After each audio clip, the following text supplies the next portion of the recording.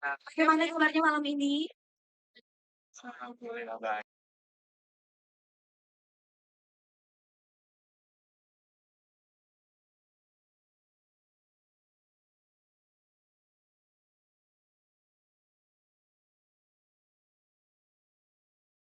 Ada Kak Susi dan juga Kak Fari. Iya. Oke, baiklah.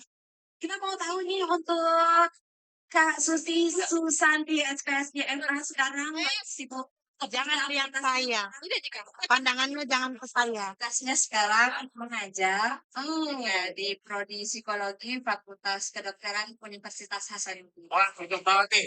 Cocok Saya tempat Anda. mahasiswi Sebelum kita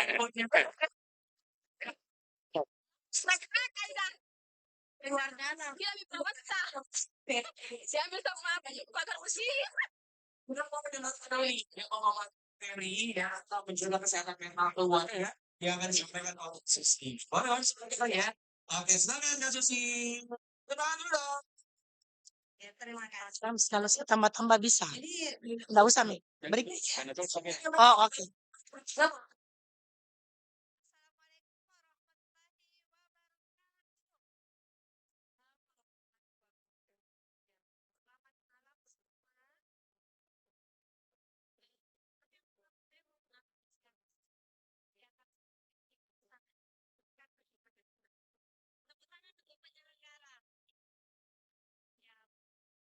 saya dipercayakan melaporkan terkait kejadian kesehatan mental keluarga. Sebagai pengantar, ya, keluarga itu adalah sistem sosial terkecil, ya, sistem terkecil.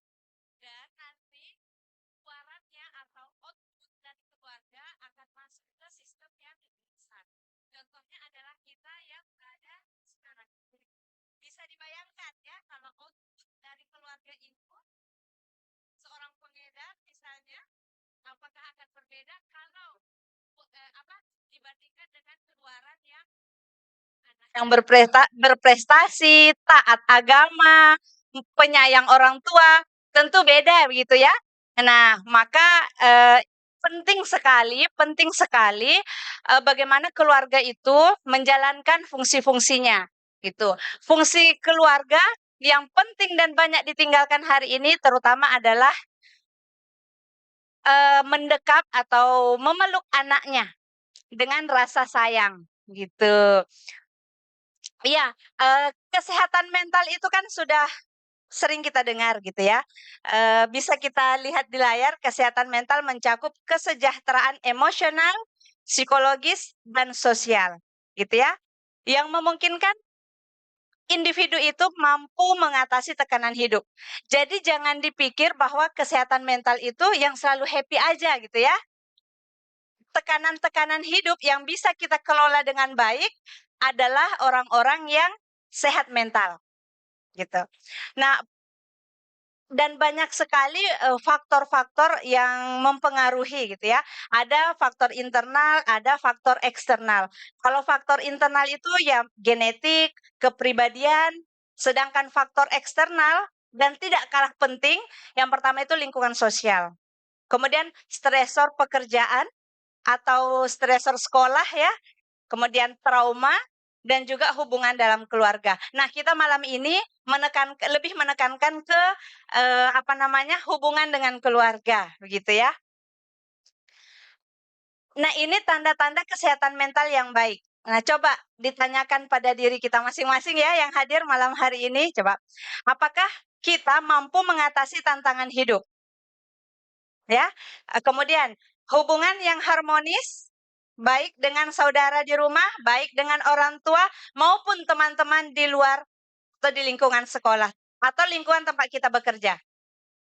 Pertanyaan selanjutnya, apakah sering merasakan perasaan positif terhadap diri sendiri, bukan yang menganggap dirinya tidak berharga, menganggap dirinya tidak pintar, menganggap dirinya orang yang sudah hancur, kemudian tidak bisa bangkit lagi?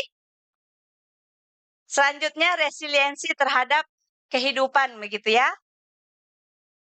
Kalau kita bandingkan dengan kesehatan mental yang bermasalah, ya perubahan mood yang ekstrim, yang biasanya ceria, tiba-tiba 2 hari sudah nggak keluar kamar gitu ya. atau yang biasanya ikut nongki dengan temannya, tiba-tiba hilang kontak. Nah, itu ciri-ciri yang perlu dikenali terutama oleh keluarga. Nah, karena mengapa? Perilaku yang paling kelihatan itu sebenarnya di rumah. Kalau di sekolah kan hanya paling 8 jam atau paling, setengah hari begitu kan. Nah, sedangkan di rumah nanti kelihatan, apakah anaknya mulai murung, kelihatan dari wajahnya. Tapi ini bisa dikenali kalau orang tuanya turut aktif mendampingi perkembangan anaknya. Yang menjadi masalah hari ini kan orang tua keluar pagi pulang malam gitu ya, keluar pagi anaknya belum bangun, pulang malam setelah anaknya tidur. Akhirnya tidak ada interaksi begitu, tidak ada meluangkan waktu karena alasannya biasanya sibuk, cari uang gitu ya. Sibuk cari uang untuk menghidupi sekeluarga. Padahal yang, apa namanya, uang itu hanya penunjang. Penting-penting, tapi itu hanya penunjang. Yang lebih penting dari itu, menghadiahi anak-anak rasa bahagia, tumbuh bersama keluarga di rumah, gitu ya. Nah, bagi, yang sudah terjerumus dan sebagainya, itu bisa, mengikuti ini ya, memang kendala kita hari ini adalah, stigma masyarakat. Tapi sebenarnya kalau keluarga itu mendukung ya, keluarga itu menerima keadaan anaknya, itu bisa bisa terlewati dengan baik, begitu. Nah, dan juga, yang bisa dilakukan, orang tua di rumah ketika, terlihat perubahan dari anaknya, yang pertama adalah memvalidasi perasaan anak, gitu ya. Memvalidasi itu misal anaknya cerita, "Ibu, saya kok dihindari oleh teman-teman." Terus jangan langsung bilang, "Ah, gitu aja biasa," gitu ya. Oh, Nah, biasanya kan orang tua begitu. Padahal harusnya memvalidasi, "Begitu ya, sepertinya ibu juga kalau dijauhi oleh teman-teman itu rasanya tidak enak. Ada apa?" Nah, kemudian muncul cerita, gitu ya. Dari cerita itu, eee, bisa berlanjut pada nanti fungsi mungkin di next selanjutnya itu ada fungsi keluarga adalah membantu untuk jalan keluar atau opsi begitu ya, memberi opsi. Solusi Gitu, ya. atau solusi, heeh. Kemudian ada 3 hal ya yang perlu untuk, belajar kesehatan mental. Yang pertama sadari, kita sadar dulu apa yang terjadi sama diri kita. Oke. Misal, teman-teman saya ini ada yang sudah terjerat ya menggunakan narkoba misalnya, sadar ya. Kemudian kenali, yang kedua kenali polanya atau perilakunya, oh dia sering bolos, dia sering ini. Yang ketiga, kendali. Kalau kita tidak sadar, tidak mengenali, mengendalikannya susah. Tapi Oh, kalau sudah sadar, sudah. sudah mengenali perilakunya, yang ketiga kita bisa mengendalikan. Oke. Begitu. Sadari, kenali, Kendalikan. Ya. kan. Oke, sebentar mungkin sebelum kita lanjut, kita mau dengerin azan sedikit dulu Oh ya. iya. Karena saat ini sudah memasuki sholat Isya Betul. ya.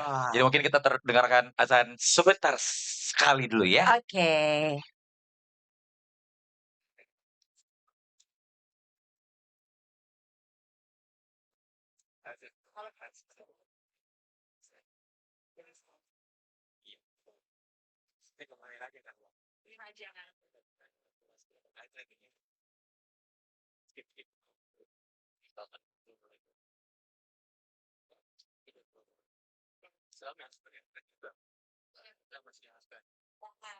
Operatornya ada tuh.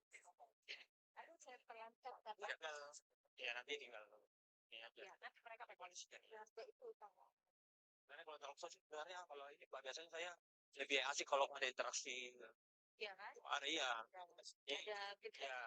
Jadi audiens juga itu karena setelah beberapa hari selesai, harus tuh untuk WA, telepon, dan nanti pada saat kegiatan dia gitu akhirnya biasa diskon pegang itu jadi bagian yang kendala tenaga jangan itu dasar kita lebih begitu nih makin larut lah dalam perilaku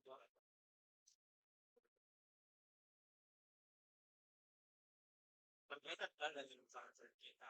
Iya. Banyak kita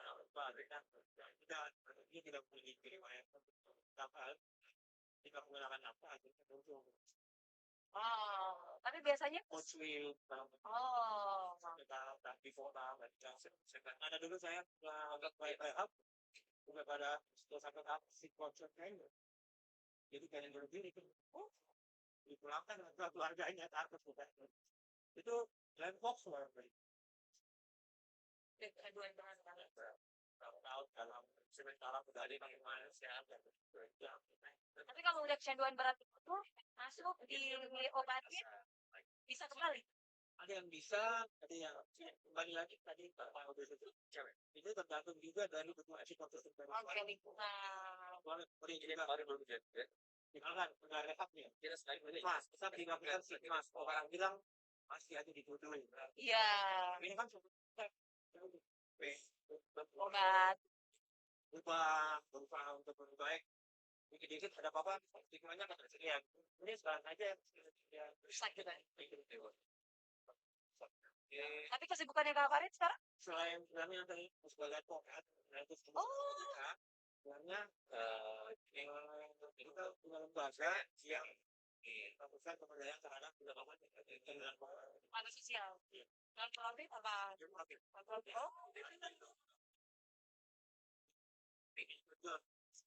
Oh, iya, iya. ya kan itu bergerak di itu iPad kita sinkronkan dengan masalah narkoba kan tidak lepas dari masalah kesehatan sebegitu jadi banyak teman-teman yang lakukan masalah itu Ya di Jawa gitu. Ya, itu jarang banget. Ya, ya. Tapi saya tadi yang agak ini sekarang kan itu yang lifestyle ya Iya, iya. Kalau ya kalau udah lagi kalau malam minggu malam panjang itu tinggal kita saya mau bukan lah kalau makan lah kalau lebih afdol katanya itu yang pola pikir yang salah jarak kita syukur sekarang banyak kayak gini mbak ya kayak gini dulu zaman saya jangan ada sosialisasi di sekolah-sekolah tentang bahaya narkoba kan saya kan salah satu perintah untuk yang 10 tahun yakin balik barang-barang harus dulu dari masalah sampai harus bayar mahal dan almarhum bapak meninggal semua itulah titik balik kemudian muncul apa cara begini Iya.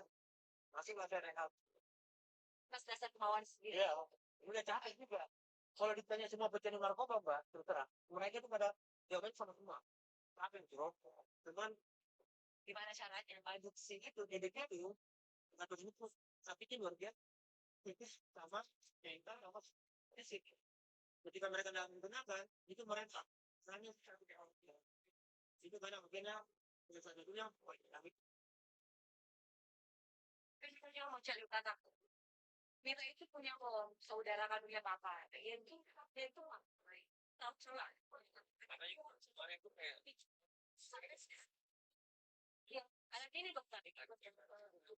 Dia operasi satu dia sakit banget kepalanya. Sudah dikasih yang sampai 12.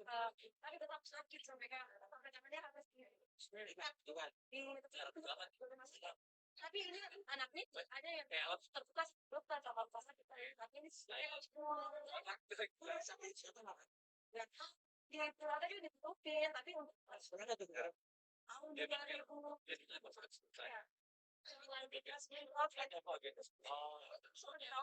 dirawat cuma di Bayangkara nih tapi nggak sembuh saya tambah sakit dia rasa tambah sakit rawat keluarga juga nggak buka keluarga papanya itu kayak gimana tapi papanya ini pernah sampai didapat maksudnya sempat ngejaga dan berapa sekali lagi di mana kemarin di lapas lagi nggak tahu sih sama di tidak Cirebon tapi nggak tahu tapi dia ayahnya maksudnya bukan di lapas Cirebon kalau lapas Palasan sekarang di mana karena udah meninggal. Nah, kemudian dari Bayangkara dibawa ke Wadir. Di Wadir itu yang sakit banget sampai dia tuh tapi obat kumana itu sebenarnya dia menggunakan kalau di undang-undang narkotik itu kan ada 3 golongan. Yes. Ada golongan depresan, golongan stimulan sabu yang bikin orang ini masih golongan aktif dia masih golongan ganja karena suami itu tidak lalu tahu orang lain itu jadi kita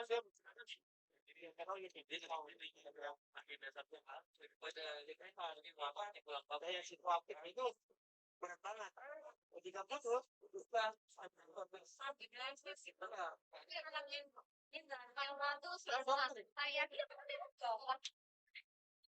iya.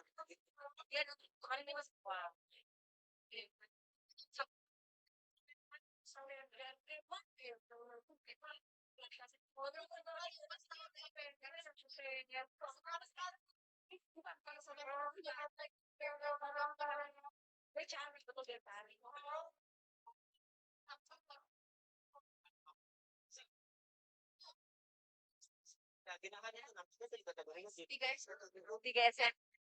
Oh, baru masuk SMP, kelas 1 SMP. Perempuan juga? Perempuan juga. Ini tinggal bertiga. Bertiga. Tapi saya lihat ibu terutama karena ibu tadi yang saya lihat support sekali ya. saja sudah Beliau tuh selalu support, selalu bilang kebanggaan ayah muda. Ya, manapun hasil ininya ya. Iya, gimana pun hasilnya tetap ya. sekarang dan trennya meningkat terus. Karena lainnya kan Ya, nafsu. Muda. Udah kan? Di rumah dan tiga maya. yes. Kadang gua kerja keras lagi coba. Tapi kalau yang enak yang sehari sekarang udah ada berapa kan? Terakhir kita di tahun 2019 melakukan B9 itu harus kita perhatikan lebih kita belajar dari apa tapi kekurangan kita adalah kita tak punya tools pemantauan segala macamnya komentarinya cukup baik jadi atau memang benar-benar sudah sustain sudah menggunakan yang kita nggak punya Harusnya tadi playnya setelah azan saja gitu ya. setelah kan mbak kita Ngejar juga nanti sebenarnya setelahnya. Setelah kecanduan narkoba itu termasuk kategori kronik Oke, kita lanjut lagi ya masih dari keseruan FanFest 2024. Sekarang kita lagi ada di sesi talk show Mita ya. Yes, betul sekali. Tentunya masih bareng dengan Kakak Susanti SPSI MA Ya. yang membahas tentang menjaga kesehatan mental keluarga. Nah. Kalau tadi sudah sama-sama diajar bagaimana kita menyadari, Ya. mengenali dan mengendalikan. Betul. Sekarang masih banyak lagi insight baru yang akan dibahas ya. Betul sekali. Begitu teman-teman semua, silakan fokus kembali, konsentrasinya dikembalikan. Kita akan mendengarkan dari Kak Susi. Silakan Kak Susi. Silakan Kak Susi. Oke, baik, terima kasih. Sampai di mana saya tadi bicara ya? Oke, mungkin memberi tips tadi itu Yes. terburu-buru karena saya miss ya. Saya kira waktunya sudah habis. Ternyata hanya jeda. Oke, tapi tidak apa-apa diulang kembali. Saya mungkin saya ulang kembali bahwa betapa pentingnya peran keluarga dalam menjaga kesehatan mental dan juga perilaku-perilaku menyimpang keluarga gitu ya, anak-anak terutama. Misal hari ini karena kita membahas tentang penggunaan narkoba, biasanya ya orang-orang atau anak-anak yang memakai narkoba itu bisa dilihat bagaimana hubungan keluarganya begitu ya. Dan yang di samping saya diskusi sedikit atau menanyakan sedikit bagaimana kehadiran orang tua, ternyata kedua orang tuanya selalu hadir mensupport. Dan saya pikir itu adalah pengaruh memberikan pengaruh yang besar sampai hari ini si adik ini bisa seperti itu ya. Dan ini menjadi tamparan kita bagi semua sebenarnya, bagi orang tua, bagaimana bisa mengupayakan hadir untuk keluarganya ya, keluarga masing-masing dulu gitu. Nah tadi ini tips praktis menjaga kesehatan mental atau olahraga. Olahraga itu kalau sepertinya tadi sore ada olahraga ya di sini. Ada Zumba tadi. Zumba yes. ya. Nah, kelebihan energi kita hari ini menurut penelitian rata-rata energi kita berlebih karena konsumsi gula kita sangat tinggi. Oh, oke. Nah, untuk menyalurkan energi tadi daripada sia-sia, jangan jadi rebahan, ikutlah olahraga. Ikutlah lari atau apa begitu ya. Itu yang pertama. Yang kedua, pertahankan dukungan sosial. Dan percayalah, dukungan yang paling berarti bagi seorang individu adalah dukungan keluarga. Meskipun di luar sana dukungan sosialnya, pertemanannya sangat bagus, tapi kalau di rumah berantakan, nanti berefek. Jadi berantakan juga di luar. Begitu. Dan ini sudah banyak ya, sudah banyak yang meneliti terkait bagaimana dukungan keluarga itu di nomor 1 begitu. Ini yang tadi dukungan keluarga ya, yang sebelumnya tadi, dukungan keluarga salah satunya itu mampu mengurangi stres begitu ya. Kemudian tadi mampu menjadi penyemangat bagi Oke. individu di keluarga. Aktivitas yang bisa dilakukan sangat banyak, sarapan bersama yang bermakna. Saya tanya kepada yang hadir hari ini, kapan terakhir sarapan bareng dengan orang tua? Oh, Hah? Kapan? Tadi pagi? Tadi pagi bagus, Tadi tapi pagi, yakin tadi pagi, orang tadi pagi Tapi kalian masih- nggak makan ya? walaupun tadi pagi tapi masih dipertanyakan bermakna atau enggak ya. Iya, betul. Biasanya orang sarapan ada yang sambil main handphone, Iya, kan sama bener. dunianya sendiri. Sambil ngechat ayang, udah makan nih, ya Allahu Akbar. iya betul. Kalau sarapan bersama tidak bisa setiap hari, berapa hari sekali bisanya? Harus diputuskan di keluarga. Kalau Oke. tidak bisa 2 hari, 3 hari, weekend bisa. Tidak bisa sarapan, makan malamnya. Kan kita ada 3 kali makan ya. Jangan sampai berminggu-minggu, berbulan-bulan, sampai bertahun-tahun, kita tidak pernah makan semeja sekeluarga lengkap, dan itu bermakna. Bermakna tadi ya, tidak main gadget, kemudian tidak sibuk ngobrolin tentang satu hal, tapi keterikatan kita antar keluarga. Oke. Nah, barangkali ada juga misal bagaimana dengan keluarga saya yang sudah tidak lengkap? Tidak apa-apa, kita fungsikan keluarga yang ada saja. Karena secara sosial atau secara kognitif, kita itu mampu beradaptasi. Jadi kalau misal sudah ada satu yang kurang dari keluarga, tidak apa-apa. Yang penting yang ada ini mau menjalin hubungan dengan baik. Heeh. Tadi sempat juga cerita-cerita sama Kakak yang di sana ya, Kak Farid. bagaimana apa namanya, berjauhan itu secara emosional antara orang tua dan anak. Makanya kemudian dia mudah terpengaruh. Dan juga biasanya yang terpengaruh ke mencoba narkoba itu di usia remaja sampai dewasa awal. Ada ya datanya Kak Farid ya. Mengapa? Karena orang tua cenderung menganggap anaknya sudah besar kalau sudah masuk remaja. Betul lagi ya. Betul. Padahal ya anak itu didampingi bukan hanya masa kecilnya. Kalau masa kecilnya itu tidak terlalu sulit. Tapi di masa remajanya itu yang paling penting Oke. gitu. Semuanya penting sih maksudnya, tapi kenapa krusial sekali di masa remaja? Di masa remaja hormon anak-anak itu sudah aktif. Ya, ketertarikan lawan jenis, Ya. keinginan mencoba hal-hal baru, itu kan ada di remaja. Bayangkan kalau, sudah remaja, terserah saya biarkan karena Ya. sudah dianggap besar. Kebutuhan emosionalnya, perubahan mood yang tadi itu terjadi di remaja. Kita dulu ya, kalau pas remaja dikasih tantangan, merasa jagoan.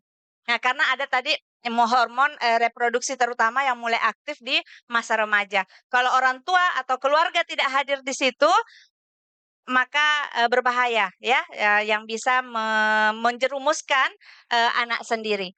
Nah, ini masih ada waktu, masih ada ya. Berapa menit lagi? Masih ada, oke. Ya, tapi tidak apa-apa. Kesimpulan dan penutup, kesehatan mental sama pentingnya dengan kesehatan fisik. Betul sekali. Kalau kesehatan fisik masih bisa kita lihat, tangan saya terluka, tergores, begitu. Kalau kira-kira fisik yang terluka, apa yang Anda lakukan? Kalau Diobatin. Diobatin kan? Nah, fisik itu sebenarnya gejalanya ada juga. Oh, ada lagi tuh kalau misalnya tangannya terluka, biasanya WhatsApp ayang dulu, "Ayang, jatuh, Kak," gitu. Berharap orang lain mengobati. Iya betul. Iya. Iya. Nah, Terus ada chat-nya 911.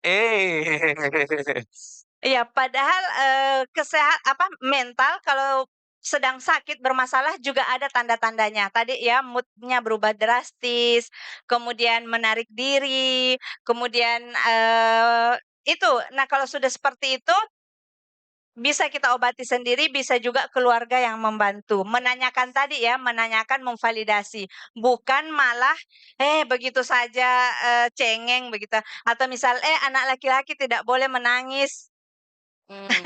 Ya begitu ya, atau temanmu saja bisa, kamu kok tidak? Yes, nah itu Iya. sering. Sering banget. Ya, membandingkan. Tapi alangkah baiknya sebagai orang tua hadir. Sedih ya? Oh ya, saya juga kalau di posisi kamu pasti sedih. Lagi berat ya?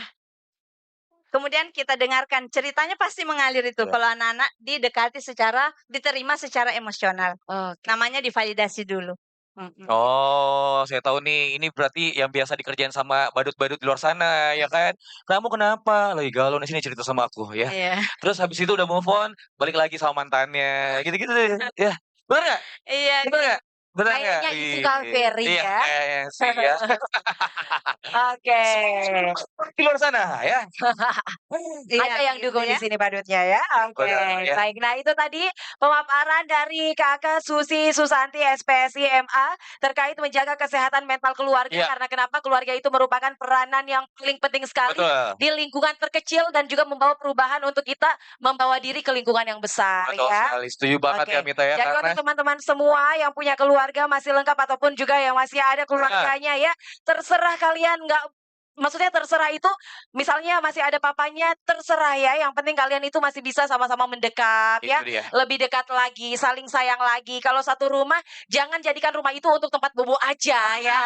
Jadikan rumah Setuju. itu untuk tempat pulang, tempat bercerita ya, Setuju. tempat mencari solusi. Jangan cuma dijadikan rumah singgah aja ya, jangan. Betul ya, Jangan. oke. Pokoknya kalau misalnya, ada yang orang tuanya ada keluarga yang tidak lengkap lagi, boleh ya pinjam dulu keluarga yang lain.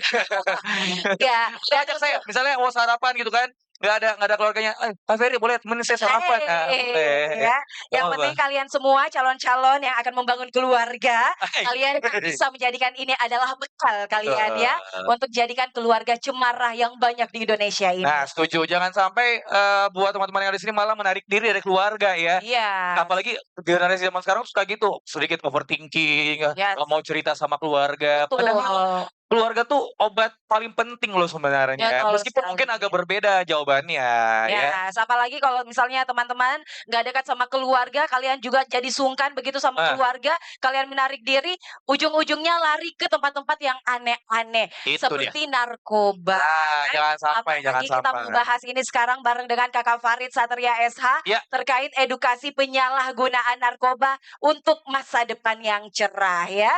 Iya. Oke, coba Silakan. kita cek dulu Kakak Farid. Siap. Selamat malam. Malam. Bagaimana kabarnya Kak Farid hari ini? Alhamdulillah, luar biasa. Luar Wih, biasa ya. Kak Farid? Kira-kira kesibukannya kali ini ada apa saja Kak Farid? Kesibukannya sebenarnya sehari-hari sebagai advokat juga sebenarnya. Tapi khusus Advokat. ya, Advokat. Advokat. Tapi- Itu yang buah yang warna Enggak, hijau kan? alpukat. Oh Ya, ya. alpukat. Oke. tapi Lanjut. khusus spesialisasi di pendampingan isu narkotika. Oh. Kemudian Oke. kita punya lembaga namanya Lembaga Persaudaraan Korban Nafsa Makassar. Oke. Kita Korban melakukan edukasi, kemudian pencegahan, pemberdayaan terhadap teman-teman yang sudah terlanjur terjerumus ke permasalahan narkotika gitu. Yes. iya. Kita kerjasama dengan BNN, dengan donor asing, Nah. dan dinas kesehatan dan banyak lagi lah kayak gitu. Ih, Oke. keren banget loh Kak Farid ini ya. Sama Slang masih kan? Saya kira ini nih, Rido Slang, bukan ya? Terakhir sama Bim gitu. Oh, sama Slang, baiklah. Ya, tahun lalu kita Zoom meeting terkait masalah dampak Oh, buruk. ini beneran? Ini beneran? Beneran. Saya itu tadi, apa tuh, kirain tuh dia Rido Slang gitu Nah, ya, kayaknya hampir sama gitu. Kebetulan dulu saya selengker sebenarnya. Ya. Oh, Slangker.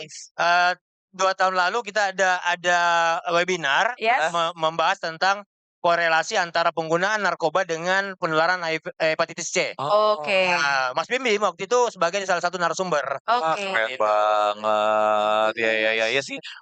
Teman-teman Slang itu adalah salah satu contoh yang masih bisa bangkit Iya. loh ya. Tuh. Iya. Nah, Saya ngomong banyak-banyak takut. Silakan mungkin Oke. kita bisa dengarkan dulu nih ya pemaparan dari Kak Farid. Silakan Kak Farid. Ya, terima kasih Mbak Mita dan teman. Selamat malam semua. Apa ya sebutnya mayoritas generasi generasi Z. Z ya. Gen Z. ya Gen Z ya, walaupun saya milenial. Tapi saya mau disclaimer dulu teman-teman ya, Bapak Ibu, mungkin dalam pemaparan materi saya mungkin ada gambar-gambar yang kurang bijak, tolong bisa mendampingi anaknya, karena tadi saya pikir audiensinya adalah masyarakat umum yang didominasi oleh mungkin, eee, dewasa ke atas Oke. gitu. Sehingga kalau ada ini, saya mau disclaimer bahwa, ini bukan bermaksud memperkenalkan, tapi mau memberikan pemahaman kepada keluarga, Bapak Ibu, supaya lebih paham ketika ada anaknya membawa suatu benda atau, barang yang ciri-cirinya sama, Yes. Bapak Ibu sudah punya, cepat barrier atau, apa namanya ya, eee, cepat mengantisipasi supaya Yes. anak ini tidak terjerumus lebih jauh gitu. Oke. Jadi, saya sengaja mengangkat informasi dasar dan dampak, buruk penyalahgunaan narkoba dalam, garis miring nafsa dan narkotika. Sebenarnya ini perlu kita ketahui karena ternyata saya pun terjun di lapangan menemui teman-teman pecandu narkotika, maka mereka tidak tahu apa itu narkoba, nafsa, ataupun narkotika. Banyak hanya memasukkan ke badannya menggunakan, ketika saya tanya, "Narkoba apa, Bro?" "Ya saya tidak tahu, yang saya tahu itu memabukkan," katanya gitu. Padahal di undang-undang narkotika itu kan dibagi 3 sebenarnya. Narkotika ada golongan depresan, stimulan, dan ada golongan halusinogen, Nah, yang membuat orang halusinasi. Nah itu yang saya maksud. Kedua, saya mau mencoba disclaimer juga ke Bapak Ibu, teman-teman yang hadir di sini bahwa sebenarnya saya penyintas gitu. hmm, 10 tahun saya berjuang keluar dari zona apa ya, zona, black hole ceritanya, lingkaran gelap, terjerumus di penyalahgunaan narkoba yang alhamdulillah akhirnya masih bisa berdiri di sinilah, duduk di sinilah. alhamdulillah Untuk, ya, keren. share pengalaman, share, bagaimana susahnya beratnya ketika saya menjalani, masa-masa itu. Semoga bisa menjadi, apa ya, hikmah, bisa diambil hikmah untuk bisa menjaga, keluarganya. Saya berharap tidak ada lagi farid-farid yang seperti saya dulu ke depannya. Yes. Berharap adik-adik kita bisa kita jaga ke depannya, gitu. Saya sepakat ya Bapak Ibu ya, teman-teman ya, Yes. bahwa narkoba itu betul-betul merusak masa depan negara. Makanya Presiden Jokowi tahun 2022 itu mengeluarkan Impres nomor 2 tentang penanganan penyalahgunaan narkoba. Belum lagi narkotika itu secara perspektif hukum itu sebenarnya masuk 3 kategori extraordinary crime, kejahatan luar biasa. Selain teroris dan korupsi, narkoba termasuk extraordinary crime, yaitu kejahatan luar biasa. Nah itu yang kita maksud. Nah kita mulai dari latar belakang dulu ya, mungkin dengan durasi yang singkat saya bisa percepat mudah-mudahan bisa ditangkap esensinya, Bapak Ibu dan teman-teman. Jadi, narkoba itu sebenarnya berasal dari bahasa Latin yang istilahnya, katanya narkos atau biasanya disebut dengan obat bius. Sebenarnya di undang-undang narkotika itu ada pasal yang menyatakan pengadaan tentang narkotika. Makanya kalau orang misalkan mohon maaf, kalau hamil atau sakit di anestesi di bius lokal, Bu, ya. Persalinan nih Ya, biasanya ya. itu sebenarnya narkoba dipakai, Ya. morfin cair segala macam. Yang salah itu sebenarnya penyalahgunaannya. Oke. Nah, karena makin banyak sekarang orang-orang yang menyalahgunakan orang-orang yang melihat bahwa ini bisnis. Kita bombardir dari mana, dari Malaysia, dari Cina, yang jenis metamfetamin, ya itu biasa kita kenal dengan sabu-sabu, itu betul-betul daya rusaknya sangat luar biasa. Karena dia memproduksi hormon dopamin di kepala itu, dopamin kan kerjanya membuat bahagia, Bu, ya. Nah, ketika orang tidak menggunakan sabu-sabu, dia kadang akhirnya mood swing. Merasa murung, segala macam, akhirnya terjadilah adiksi adiksi, Oke, ketergantungan, kecanduan. ya kecanduan.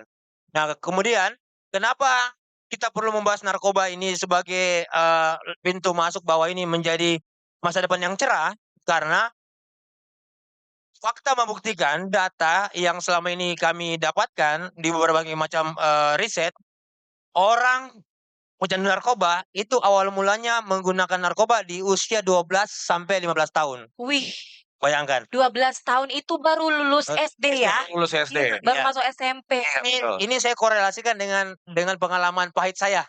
Oke. Beberapa tahun di tahun 2000, di tahun 98, 99 kalau nggak salah, saya baru kelas berapa SMP itu, karena pengaruh lingkungan, pengaruh teman, dibujuk rayu, diiming-imingi segala macam, ini bisa membuat kau fly segala macam dan lain-lain. Kita belum ada edukasi kayak begini waktu tahun Iya, segitu iya. kan.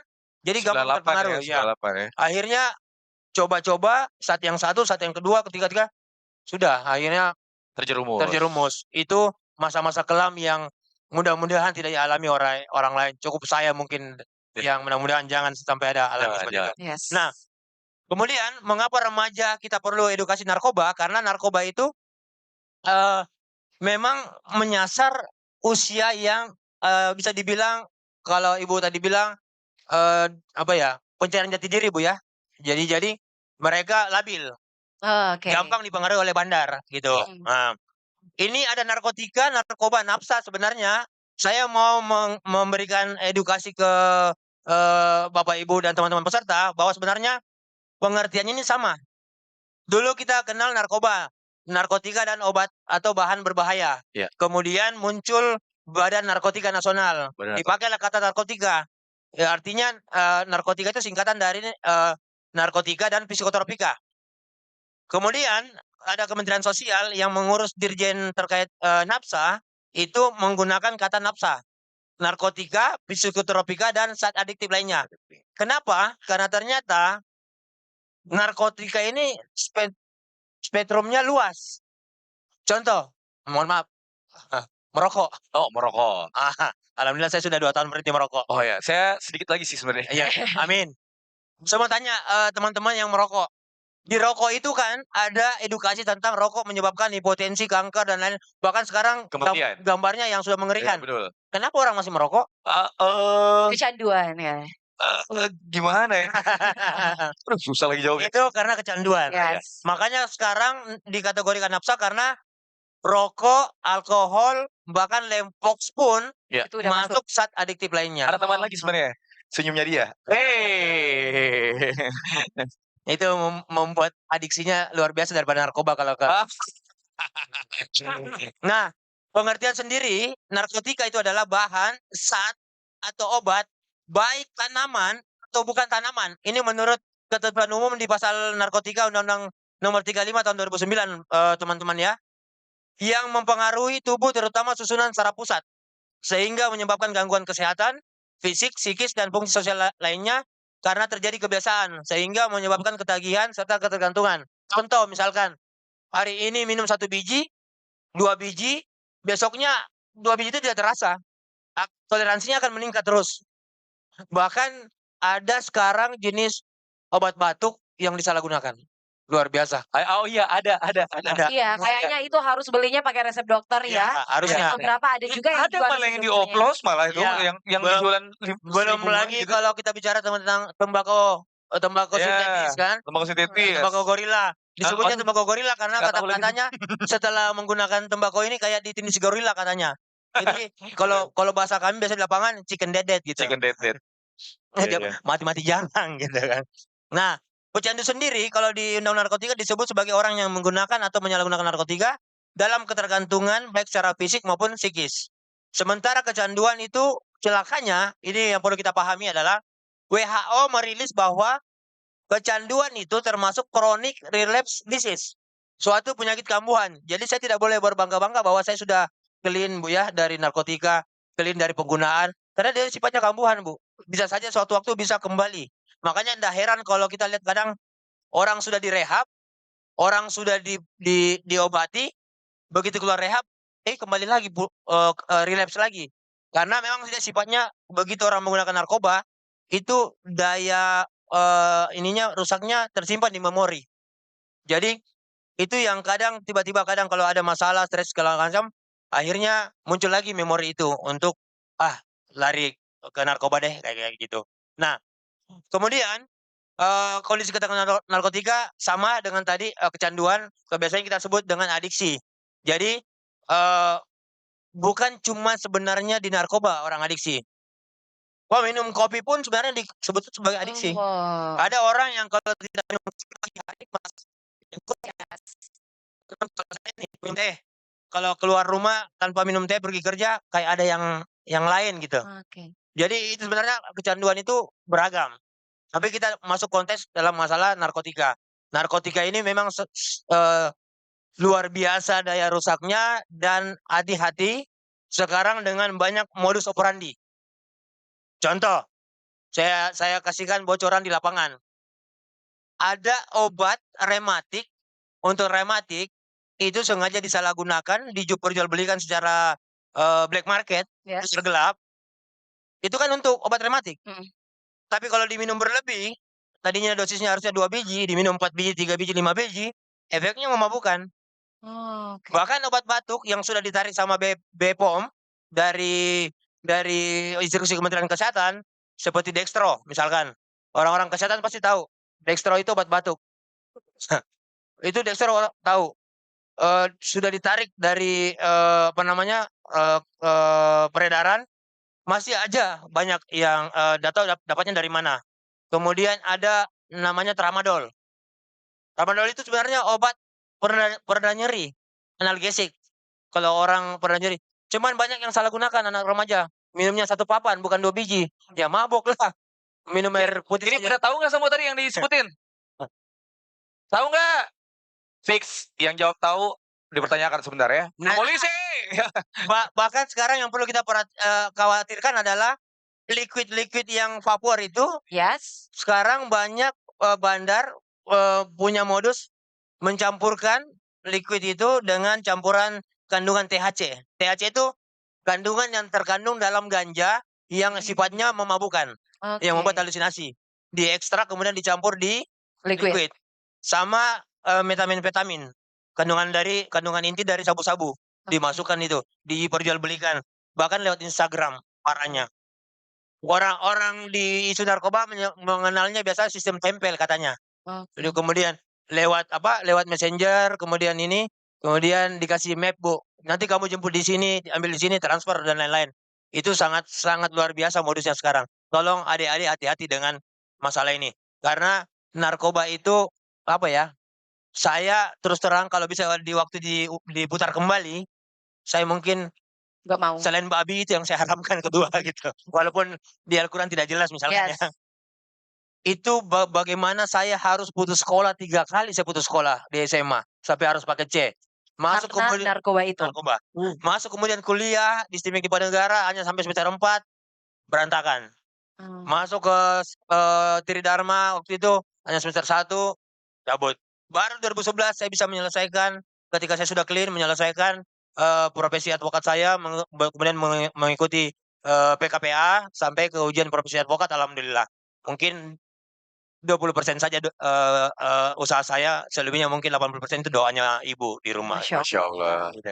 Nah, ini, yang saya mau tampilkan, sedikit saja teman-teman. Ternyata dari hasil riset, itu paling banyak yang menyalahgunakan narkotika masih didominasi oleh laki-laki. Perempuan 28%, laki-laki 74%.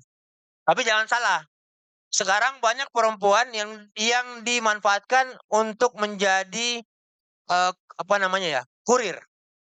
Oh. Bahkan anak-anak di bawah umur karena bandar ini tahu bahwa konsekuensi terkait hukum terhadap anak di bawah umur menggunakan SPPA kan, Yes. sehingga banyak anak-anak dijebak untuk menjadi kurir, Oke. untuk mengantar narkoba. Ini sangat jahat, apa namanya ya, di dunia, peredaran narkotika ini. Betul. Kemudian di, apa namanya, latar belakang, profesi masih didominasi dengan, status pekerja. Karena narkoba ini terus terang termasuk mahal. Nah, Contoh, dulu kenal enggak Freddy Budiman waktu dieksekusi mati? ya. Beliau mengatakan bahwa di Cina itu mereka ambil di pabriknya cuma Rp5.000 1 gram. Masuk ke Indonesia tahu berapa harganya? 1.400.000. Wow. Pantesan dijadikan bisnis. Kalau mau lebaran, Itu sih nggak tahu ya tadi jawabannya ya. tergantung lagi kondisinya. Kalau mau lebaran misalkan atau mau bulan puasa, harganya bisa naik, fluktuatif harganya. Oh. Jadi bandar ini pintar juga lihat bahwa perputaran uang di lebaran itu banyak nih anak-anak Iya, Yes. dikasih Oke. uang THR segala macam. THR. Dinaikkanlah harga segala macam gitu. Oke. Tapi ingat, dulu ada bandar narkotika terbesar di Makassar, tepatnya di daerah, saya nggak boleh sebut daerahnya ya, tapi sudah dihukum mati, ditembak mati. Bayangkan, saking jahatnya, dia mengontrol 80% peredaran narkotika jenis sabu di kota Makassar, tapi dia tidak menggunakan narkoba loh. Dia ambil bisnisnya aja. bayangkan, dia tidak peduli dengan anak orang, rusak segala macam, keluarga berantakan, istri, suami cerai dan lain-lain, orang pinjol segala macam. Dia hanya kerjanya judi sabung ayam. kemudian kerjanya hanya minum minuman tradisional. Oh ya. Bayangkan, dia tidak pernah sentuh narkoba itu, tapi dia yang mengontrol peredaran 80% di Kota Makassar. Wih. Akhirnya ditembak mati tahun 2019. Tapi muncul lagi bandar yang baru. Nggak berhenti. Kita berharap bapak-bapak penegak hukum lebih ini ya, Lebih aware lagi ya. lebih kerja keras. Betul. Kita sangat bergantung sama bapak penegak hukum. Nah, kalau dilihat dari pola penyalahgunaan narkotika yang sejauh hasil penelitian ini, itu paling banyak ganja sebenarnya kalau daerah Sumatera. Tapi kalau di daerah Kota Makassar, itu paling banyak sebenarnya jenis sabu-sabu. Jenis kita sebutnya ATS, amfetamin type stimulan. Jadi kalau orang yang kadang kita perlu curigai, orang yang tidak tidur 2 hari, Wah, terjaga terus, betul. sudah gitu main game terus, tidak makan, perlu dicurigai itu. Oke, pengguna. Karena Untuk saya begitu nempel tidur saya. karena ketika menggunakan narkoba kadang dia tidak tidur. Dan nafsu makannya berkurang. Biasanya akhirnya badannya jadi kurus, Iya. ceking gitu. Kalau saya faktor gen biasanya. Ya, tenang. Tenang Kabarit, tenang Bang Kabarit. Aman kok. Nah, sekarang yang perlu kita waspadai teman-teman, Bapak Ibu, adalah sekarang kita lagi dibombardir dengan neopsychoactive substance. Jadi banyak jenis narkoba baru yang sekarang mau menyerang negara Indonesia. Kalau dari lokal, kemarin ada berita, sempat tidak baca berita tentang mabuk massal di Pontianak yang dicurigai kecubung. Ya, kecubung, betul. Tadi saya mau tanyakan itu sih. Nah, itu nanti kita akan lihat. Kecubung itu dampak halusinogennya atau dampak kerusakannya 10 kali lipat daripada ganja. Oh iya. Lebih parah. Wah, keren. Kalau mau jujur cerita, saya dulu Bu hampir gila. Mental saya hampir terganggu karena waktu itu coba kecubung, jatuh dari lantai 2 gitu. Untung masih hidup gitu. Bahaya. Ini disclaimer lagi teman-teman ya, bukan berarti suatu kebanggaan Bapak Ibu ya, tapi tolong diambil pelajaran pengalaman hidup saya bahwa ini jangan sampai terjadi di adik-adik ataupun di keluarga Bapak Ibu di rumah gitu ataupun di lingkungannya. Iya. Tolong ini diambil hikmahnya. Sementara Sulawesi Selatan kalau kita lihat di Masuk ke tahun 5 besar 2022 ya. masih masuk 10 besar. Bayangkan. 5 besar malah itu ya. Jadi urutan besar, kelima loh. Urutan kelima terkait dengan jumlah kasus narkoba. Ini luar biasa. Jadi kalau kasus narkoba, saya pernah jadi konselor di Lapas Narkotika Bolangi 6 bulan. Itu di sana ada yang mertuanya di dalam, menantunya, Heeh. sepupunya, semua di dalam. Bayangkan. Perusahaan keluarga ya Iya. ternyata ya. Jadi Itu. narkoba itu sangat ketika tidak kuat kita punya benteng keluarga, pemantauan keluarga, itu sangat berpotensi akan terjerumus. Makanya tadi Ibu benar. Salah satu yang paling kuat untuk mencegah orang dari penyalahgunaan narkotika adalah pemantauan monitoring keluarga yang kuat. Dulu saya terus terang, bapak saya menganggap saya laki-laki, pulang malam enggak apa-apa. Iya budaya patriarkis ya Bu ya. Iya. Gitu ya. Kalau anak perempuan lebih dicari. Kalau yang laki-laki enggak apa-apa, bermalam di rumah temannya enggak apa-apa. Ternyata alhasil terjerumus. Karena ini tadi saya bilang, lebih dari 80% pecandu mulai menggunakan narkoba itu di usia 12 sampai 15 tahun. Dan efek yang ditimbulkan dari kecanduan narkoba itu sudah banyak yang overdosis, terutama yang menggunakan jarum suntik, yang menggunakan heroin. Kalau kita kenal dulu tahun 98, 99 sampai 2004 ada di daerah sana.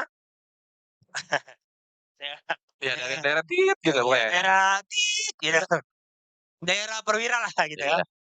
Ya, Itu- ada pokoknya daerah sana ya. Banyak sekali orang meninggal karena menggunakan narkotika jenis heroin dengan cara disuntikan. Tukar-tukar jarum suntik, Ah. akhirnya tertular HIV, hepatitis, dan lain-lain. Dan kenapa kemudian saya selalu ketika talk show ataupun membawa materi di mana-mana, di kelurahan dan di mana-mana, di lapas dan di mana-mana, saya selalu menyampaikan bahwa jangan pernah ada niat untuk mencoba narkoba walaupun cuma sekali. Coba-coba deh 1 kali, Ji. Apalagi yang iseng-iseng ya. Karena pasti akan ada kata 2 kali, 3 kali, 4 kali. Karena kita lihat sendiri bahwa alasan menyalahgunakan nafsa itu bersifat multikausal. Dan paling tinggi adalah pertama, coba-coba. Oke. 87,2%. Ini yang paling bahaya. Coba Mi dulu deh. Kalau saya nggak suka jangan Mi. Nggak semudah itu bro. Nggak semudah itu Iya. Ferguson. Iya, bener. Coba 1 kali, Ji. Iya, gitu. 1 Nah, kali, 2 jadi, kali. harapan saya, teman-teman, Bapak Ibu, kalau ada keluarga kita, kemudian yang menjadi korban jadi, terjerumus dari kecanduan narkoba, jangan kemudian ini menganggap sebagai aib. Itu yang salah kaprah selama ini. Stigmanya muncul bahwa ini suatu aib dan lain-lain, sehingga mereka tertutup. Sehingga untuk melakukan pengobatan, membawa ke tempat yang tepat, rehabilitasi, rumah sakit dan lain-lain, akhirnya aksesnya tidak bisa dilakukan. Harusnya karena di Undang-Undang Narkotika Nomor 35 Tahun 2009 sudah diatur di pasal 54 bahwa bunyinya, setiap pecandu dan penyalahguna narkotika wajib menjalani rehabilitasi, baik rehabilitasi rawat jalan ataupun rehabilitasi rawat inap. Jadi sebaiknya teman-teman kalau ada keluarganya atau temannya bawa karena sudah dipayungi dengan undang-undang narkotika. Belum lagi dengan aturan sekarang ada Perpol nomor 8 tahun 2021 tentang pendekatan restoratif justice kasus narkotika. Kami pernah kerjasama dengan Belanda melakukan penelitian terhadap 250 pengguna sabu-sabu di Kota Makassar. Bayangkan Bu Susi ya. 84% laki-laki, 15% perempuan. Ternyata kan banyak mengatakan begini, saya menggunakan sabu-sabu Ji, pakai pipet Ji, enggak pakai jarum Ji, enggak suntik. Saya aman Ji dari hepatitis dan lain-lain dan HIV. Itu salah besar. Ternyata terbukti dari hasil itu kita kan melakukan pemeriksaan sampel darah juga. Ternyata sebesar 10,8% mengidap hepatitis C. HIV 3,6%, sifilis 1,2%, dan hepatitis B 3,6%. Kenapa? Karena ternyata orang yang menggunakan jenis sabu-sabu atau yang stimulan, itu ternyata dia meningkatkan libido seksnya. Sehingga mendorong dia melakukan hubungan seks yang secara bebas, tidak sehat. Tidak sama pasangannya atau belum memiliki pasangan, belum menikah, kemudian dia melakukan hubungan seks. Ini yang terjadi. Sehingga teman kita luar biasa, sangat mengkhawatirkan. Mungkin begitu. Next mungkin operator, kita percepat saja. Nah, ini yang perlu kita ingat. Terakhir mungkin ini ya, teman-teman, Bapak Ibu, dan generasi Z.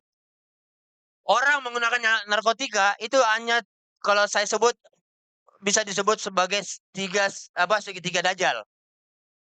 Faktor diri sendiri biasanya karena faktor di individunya talekang mau dibilang kalau ndak pakai narkoba katanya ndak keren. Yes. Iya. Nah, kau mau deh. Itu istilah zaman dulu sih Iya. sebenarnya. Kau mau dia jamu ke saya. Kedua, faktor teman, lingkungan, karena pergaulan. Kalau mau gabung di sini bro, di sini kita anak gaul gitu kan. Harus pakai ini. Harus pakai ini gitu. Ketiga, karena narkobanya gampang didapat. Ketersediaan. Nah ini harusnya tugasnya polisi lah, penegak hukum. Kalau itu bisa diberantas, insya Allah tidak bisa didapatkan kan tidak akan digunakan. Ini yang perlu kita juga lihat bahwa orang coba pakai dasarnya kemudian situasional, rekreasional, akhirnya jadi pecandu. Awalnya coba-coba ya. Intinya jangan pernah coba-coba. Itu Yes. yang apapun jenisnya, apapun iming-imingnya jangan coba-coba. Itu yang.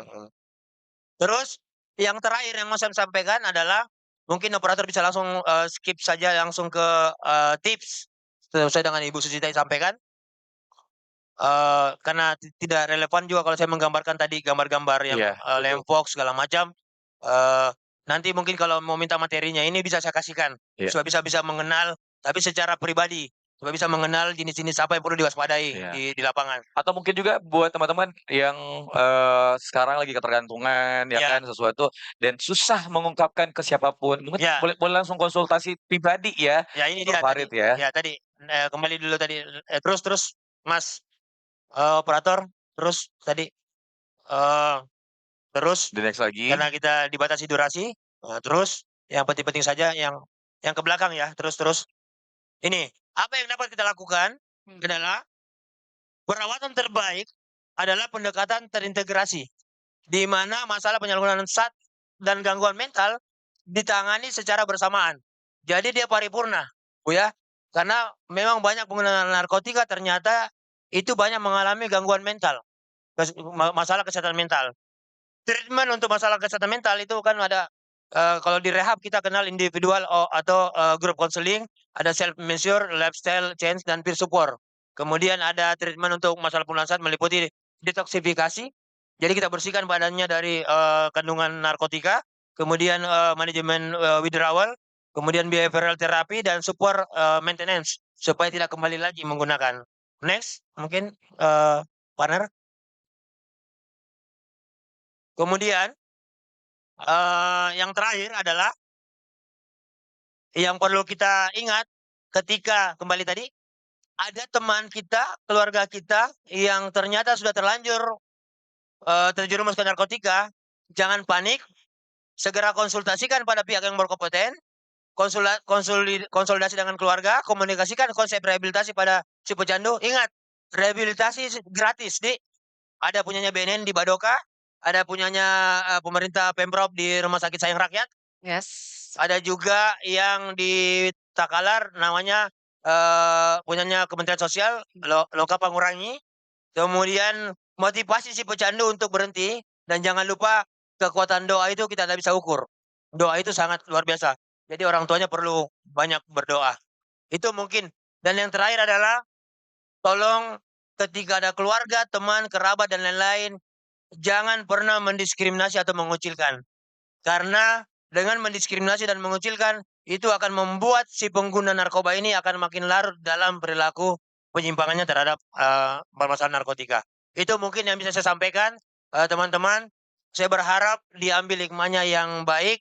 Jangan mencontoh apa tadi yang saya sampaikan dengan riwayat hidup saya. Yes. Itu hanya gambaran bahwa begitu luar biasanya setengah matinya saya keluar dari jeratan ini, dan mudah-mudahan tidak ada lagi orang-orang atau adik-adik kita yang mengalami seperti yang apa yang saya alami seperti dulu. Amin. Terima kasih. Amin. Assalamualaikum warahmatullahi wabarakatuh. Waalaikumsalam warahmatullahi wabarakatuh. Terima kasih Kak Farid Satria SH. Boleh berikan tepuk tangan yang luar biasa. Begitu banyak pelajaran yang sudah disampaikan oleh Kak Farid ya. Dan juga hal-hal yang perlu kita perhatikan, yang perlu kita hindari, dan juga karakteristik dari teman-teman kita ataupun lingkungan kita yang nggak boleh kita ikuti kalau memang itu salah. Setuju. Dan kalau dari cerita, kalau tadi kan kita udah dengarkan bagaimana peran penting keluarga, Yes. terus mendengarkan kisah Kak Farid. Ternyata memang sepenting itu peran keluarga dan juga orang sekitar kita ya. Jadi sekali lagi ya, yang mungkin sekarang lagi punya masalah dengan keluarganya, diperbaiki lagi kembali ya. Betul. Oke, nah ini sudah hadir juga di tengah-tengah kita ya, Elysia Abinaya ya, runner up 2 Duta Genre Putri Sulawesi Selatan. Oh, Banyak fansnya banyak ternyata fansnya ya. ya. Terus Duta Genre Putri Kota Makassar 2023. Halo. Nih, tadi Bagaimana kabarnya Elisha?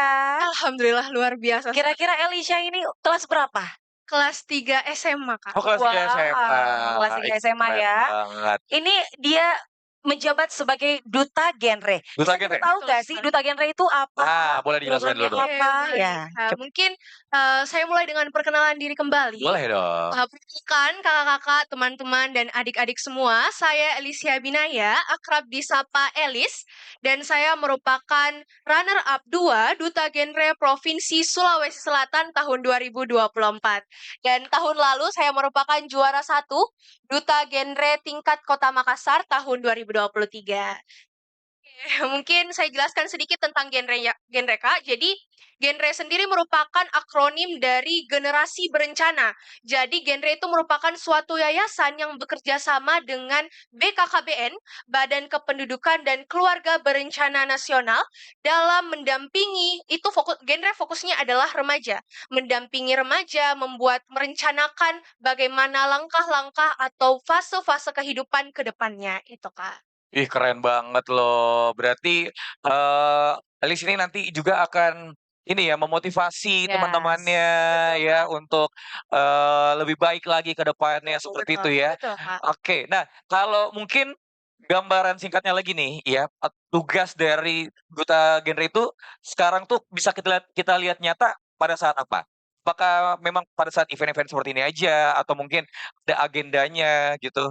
Duta Genre itu bukan sekedar duta biasa, karena Duta Genre memiliki tugas dan tanggung jawab untuk menyebarkan ilmu-ilmu atau virus-virus genre, Kak. Jadi kita di genre itu tidak sekedar ya talk show begini, kita turun langsung ke lapangan, kita turun langsung ke, ada yang namanya PIKR. Oh ya. PIKR itu organisasi atau ya PIKR itu organisasi yang merupakan singkatan dari pusat informasi dan konseling remaja yang ada di sekolah-sekolah dan yang ada di masyarakat, Kak.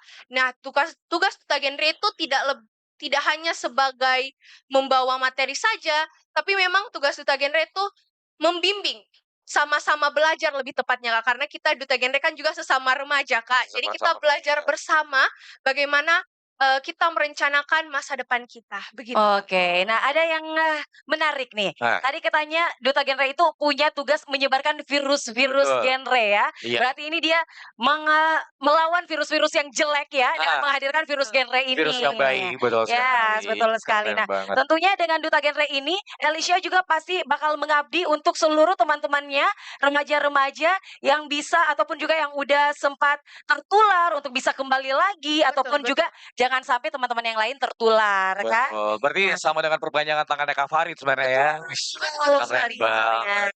Oke, nah sebelum kita lanjut kita mau buka sesi tanya jawab nih, barangkali di sini teman-teman ada yang mau bertanya ya Ya, terkait betul. dengan 3 materi yang baru disampaikan. Silakan boleh sampaikan aja. Yes, Ayo, atau mungkin ada yang mau curhat. betul. Boleh juga ya. Ya mau menyampaikan unek-uneknya. Saya tuh sebenarnya lagi dekat sama cowok, tapi saya Hey. penasaran. Hey. Ciri-cirinya kayaknya dia pengguna deh. Iya. Tapi bagaimana ya caranya bertanya ke dia?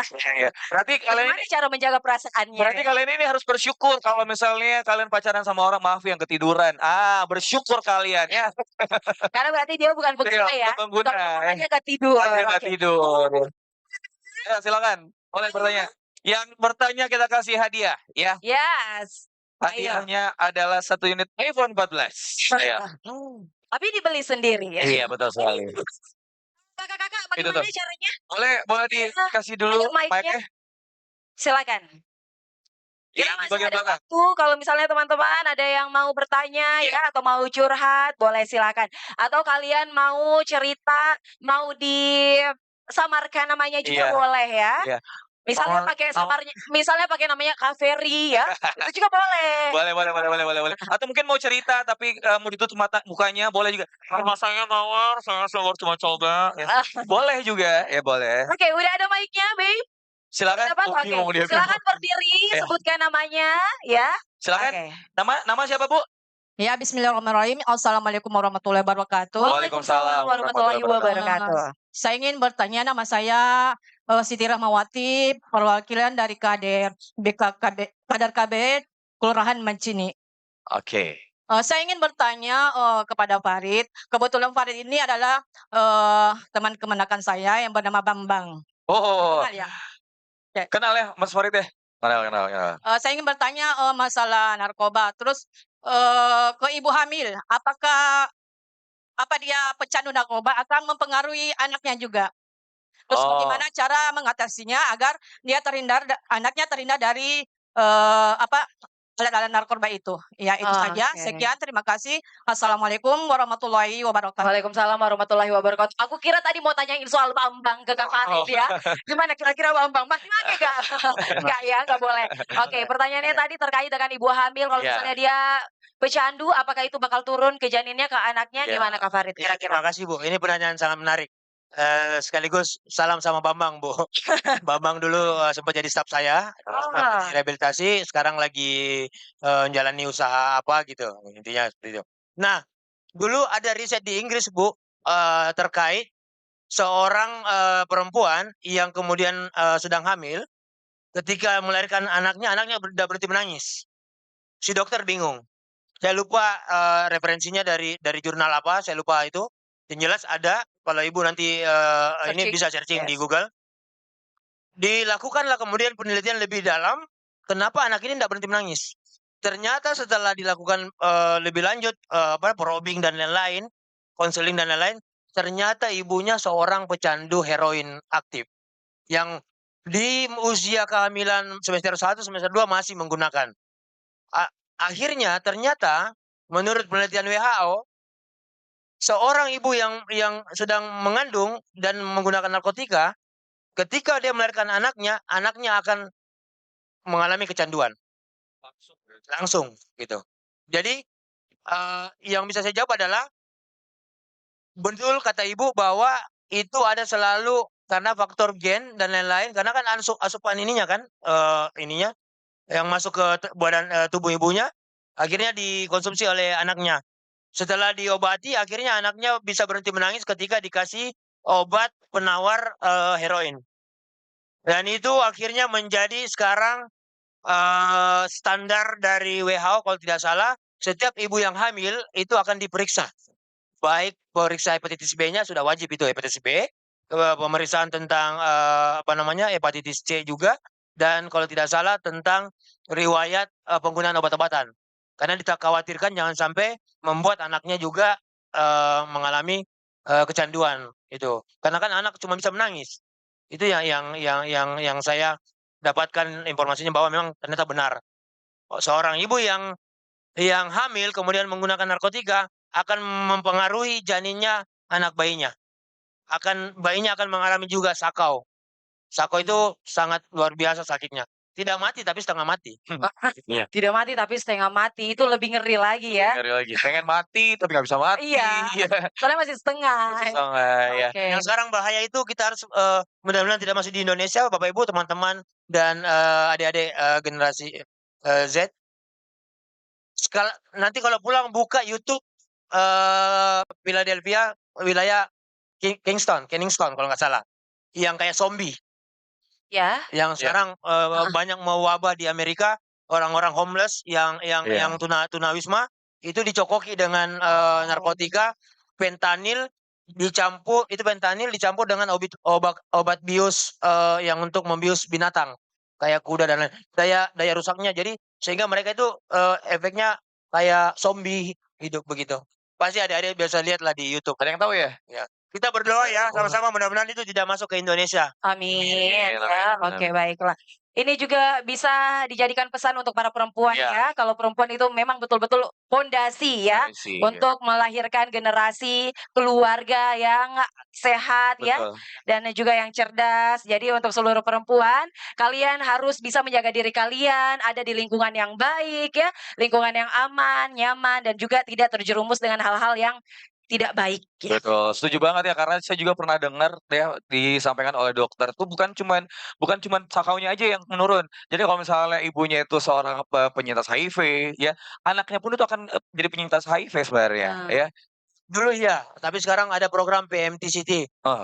Prevention Mother to Child gitu. Oh. Mencegah bagaimana seorang ibu yang mengidap HIV Yes. itu Tidak menurunkan. tidak menularkan ke anaknya dan banyak sekarang kasus ibunya HIV, suaminya HIV, anaknya negatif. Oh. Karena ada program semester pertama dia harus minum propilaksis dan lain-lain, kemudian tidak Oke. menyusui, pakai susu formula dan lain-lain gitu. Nah, itu dia tuh pentingnya kalau ada apa-apa tuh kita melapor ke dokter ya. Yes. Coba bayangin deh kalau misalnya ibunya penyintas HIV terus nggak ada yang melapor, nggak ada yang tahu ya. Begitu lahiran anaknya jadi penyintas HIV juga Kasihan. ya. Betul. Kasihan. Terus Baik. dia ketemu sama orang lain, orang banyak, menularkan lagi seterusnya. Wah, Betul. Untungnya virus HIV tidak gampang menular Iya. kayak TB, kayak TBC. Betul. Yes. Jadi kalau bersentuhan secara malam dia hanya menular lewat kontak darah. Darah. Ketika pertukaran jarum suntik, kemudian dari proses misalkan donor darah yang tidak bersih, Iya. sama jangan sekali-sekali kemudian kalau kita misalkan ada kecelakaan misalkan, Yes. hati-hati juga kalau mau menolong orang kemudian ada darah-darah, Ya, oke. usahakan kita pakai pelindung, handscoon dan lain-lain lah untuk menolong itu. Oke. Jangan kemudian jadi pahlawan kesiangan kemudian akhirnya menyesal kemudian hari gitu. Betul. Oke, Iya. betul ya, baik. Iya. Nah, oke, itu tadi talk show kita ya. Kayaknya kita mau dengarkan pesan ini langsung dari Duta Genre. Mungkin Alicia bisa memberikan pesan ataupun juga apa ya, tips and trick untuk Iya. teman-temannya yang lain. Silakan, Alicia. Baik, terima kasih Kak. Jadi sebagai seorang remaja, tentu saja kita punya tanggung jawab untuk merencanakan masa depan kita karena seperti yang kita ketahui bersama bahwa remaja merupakan calon-calon orang tua nantinya di masa depan. Dan tips and trick dari saya bagaimana kita menghindari yang namanya nafza ini karena sekedar informasi bahwa nafza kalau dari kata Kak Farid tadi salah satu extraordinary crime. Nah, kalau nafza di genre sendiri itu merupakan salah satu dari 3 resiko permasalahan remaja yang ada pada dalam salam genre. Jadi ada 3, yang pertama ada pernikahan dini, seks pranikah, dan nafza. Jadi ini maknanya 0, tidak mendekati kasus atau tidak ada kasus dari ketiga permasalahan ini. Jadi yang pertama tentu saja bagaimana peran keluarga seperti yang telah dijelaskan oleh Kak Susi. Jadi setelah sedikit berbincang tadi, saya mendapatkan satu insight baru bahwa banyak remaja, semua remaja memiliki potensi, tapi tidak semua keluarga itu approve. Tidak semua keluarga memberikan dukungan. Nah, dari situ saya sadar dan saya bersyukur sekali bahwa saya lahir di keluarga yang memberikan support begitu besar, dan saya selalu beranggapan bahwa keluarga itu hanya yang sedarah. Ada juga orang-orang yang tidak sedarah tapi rasanya kayak saudara. Dan saya mau berterima kasih kepada keluarga dan teman-teman saya di sana yang hadir memberikan dukungan. Dan sedikit FYI, mereka hadir dari sebuah kegiatan kegiatan belajar dan bermain di panti asuhan, dan ini merupakan salah satu arti bahwa memang lingkungan teman sangat berpengaruh. Ini merupakan salah satu hal yang harus kita perhatikan bahwa lingkungan pertemanan sangat berpengaruh. Selain dari keluarga, lingkungan pertemanan, dari diri kita sendiri, Kak. Bagaimana kita punya keinginan untuk menjadi lebih baik. Bagaimana kita punya keinginan tidak stuck di situ-situ saja. Kita punya keinginan untuk menjadi pribadi yang lebih baik dari hari kemarin, dan saya rasa keinginan untuk menjadi lebih baik itu sudah cukup dengan dukungan-dukungan dari teman dan keluarga, Kak, untuk membuat kita terhindar dari hal-hal negatif. Oke, ih, keren keren banget banget ya. deh. Alicia Abindaya, Duta Genre Sulawesi Selatan 2024. Keren Luar banget biasa. loh ya. Oke, mungkin selanjutnya bisa kita dengarkan closing statement dari Oke, masing-masing untuk narasumber ya. mengakhiri talk show kita ya. Betul ya. Mungkin Mulai dari dimulai Kak dari Susi, silakan. silakan. Baik, saya mau mengulangi kalimat yang tadi. Sistem terkecil itu adalah keluarga yang akan mengeluarkan output ke sistem yang lebih besar, yaitu sistem bermasyarakat. Kalau keluarga ini meluluskan atau melahirkan anak yang bagus, nanti ke masyarakatnya akan bagus. Begitu juga sebaliknya. Dan keluarga yang bagus bukan setelah berkeluarga dan anaknya kecanduan kemudian diobati dan seterusnya, tapi mempersiapkan ya dari generasi sebelum bertemu jodoh. Misal Anda ya yang remaja dan remaja laki-laki maupun perempuan, pastikan dirinya bersih, dirinya sehat, sudah siap menjalin yang namanya rumah tangga. Karena tadi salah satu penyebabnya juga pernikahan dini, begitu ya. Berarti harus sudah siap secara mental, secara fisik dan mental. Untuk menghindari juga tadi ibu hamil yang menurunkan penyakit ke anaknya kelak. Terima kasih. Terima Oke. kasih Kak Susi Susanti. Selanjutnya mungkin dari Kak Farid, silakan Kak Farid.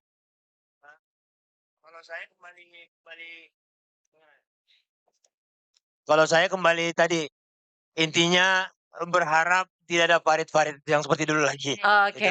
Kedua, saya berharap adik-adik jangan pernah teriming-iming melakukan coba-coba narkoba walaupun hanya sekali. Yes. Karena pasti akan ada kata 2 kali, 3 kali, dan akan seterusnya. Jadi saya berharap kita jaga circle pertemanan, selektif dalam pertemanan, kemudian asupan informasinya itu harus lebih disaring terkait masalah-masalah kehidupan sosial. Jadi jangan mudah terpengaruh dengan orang-orang yang mengatasnamakan saya care dengan dirimu. Kalau ada masalah silakan curhat sama saya, hati-hati. Karena di luar ini banyak orang yang memanfaatkan modus care, tapi di sisi lain ternyata ada motif di balik itu. Oke.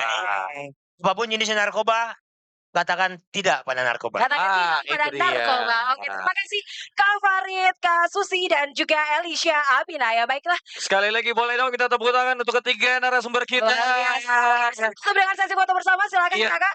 Oke, namun sebelum itu minta ya ini ada penyerahan sertifikat. Iya, sertifikat penghargaan untuk ketiga narasumber kita ya. Wah. Untuk itu kami mengundang dengan hormat kepada Ibu Yuyun Fahrudin SE selaku Kepala Bidang Keluarga Berencana untuk bisa menyerahkan sertifikat kepada ketiga narasumber kita.